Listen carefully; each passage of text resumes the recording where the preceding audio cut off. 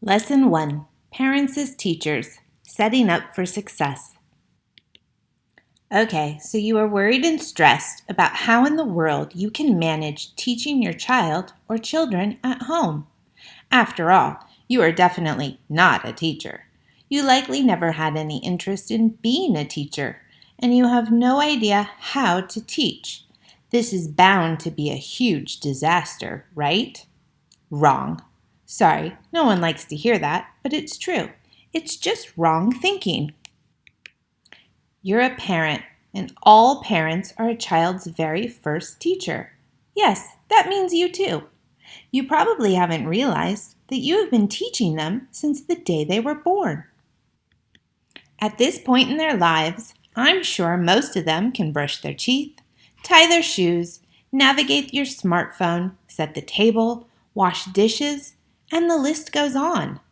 They learned all those things from you and by watching and helping you.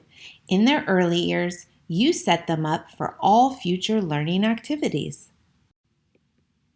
You may not have used a blackboard and chalk to do it, but you taught them and continue to do so, whether you mean to or not. Your influence and care guides them through the rest of their life. You are a teacher.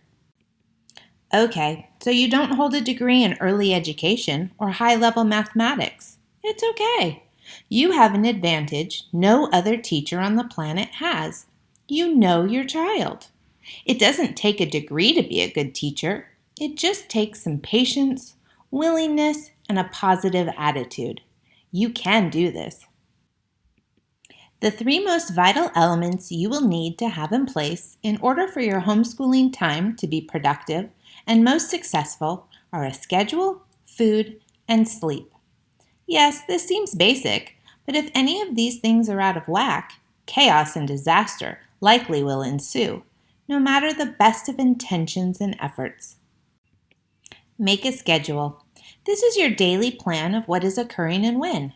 It is posted in a location that everyone can refer to easily, such as a corkboard or even the refrigerator.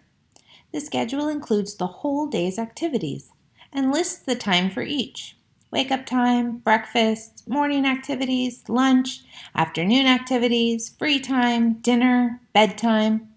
This gives everyone prediction on what is happening and when. And if there is one thing kids really rely on and respond to in a traditional school environment, it's a schedule. This doesn't mean you have to plan every part of the day minute by minute, just a general plan of the day's activities and what will occur during each time period. So each part has a predictable beginning, a middle, and an end. Food. Make sure you and your kids are well fed. You have to take care of yourself so that you can take care of your kids. Adults often overlook themselves when they are focusing on catering to the needs of the family. Don't do that. You are the bus driver. Be sure to get the fuel you need to be able to drive the bus forward and alertly navigate the road. Same for your kids. Studying takes more energy than you might think, and it astounds most parents how much food their kids will actually eat to keep that energy level up and brain power going strong. Even smaller children can eat a lot. The best meals for any student, working at home or not, includes high protein, especially in the first half of the day, as it tends to stick with them for much longer than carbs, and low to no sugar, as sugar tends to just make their bodies want to bounce. Make sure all meals and snacks are included and accounted for in your schedule. Sleep. Yes, this may seem like a no-brainer, but don't underestimate how much sleep, or lack of it, affects you and your kids. Most kids and adolescents need 10 to 12 hours of sleep each night. Adults need at least 8. Parents and children who are well rested tend to get along better, parents have more patience, and kids are better able to attend to their studies. Here's some additional tips to help you create a positive and productive home learning environment. Create a space that is just for your learning activities during the time you are scheduled to be in school. This could be your dining room table. It can be set up in the morning with all the items and materials needed for study, and then cleaned up in the afternoon after school.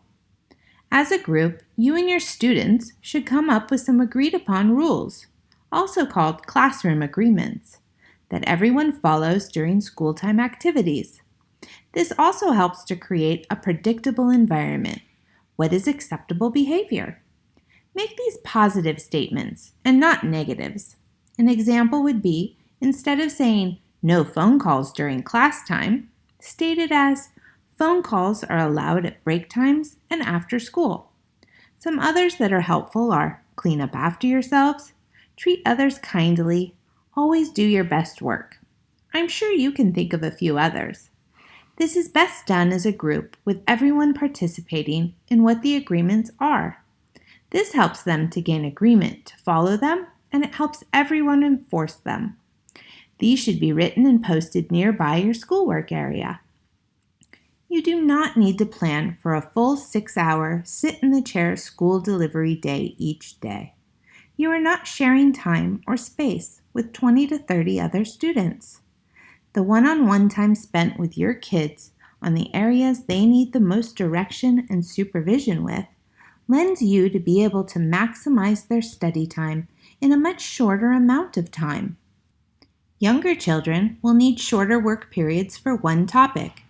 Even 3 hours of enriching academics a day, balanced with time outside to play and exercise, time for creative outlets they can do with limited supervision, and reading for pleasure are all valid learning activities and should be part of the everyday routine.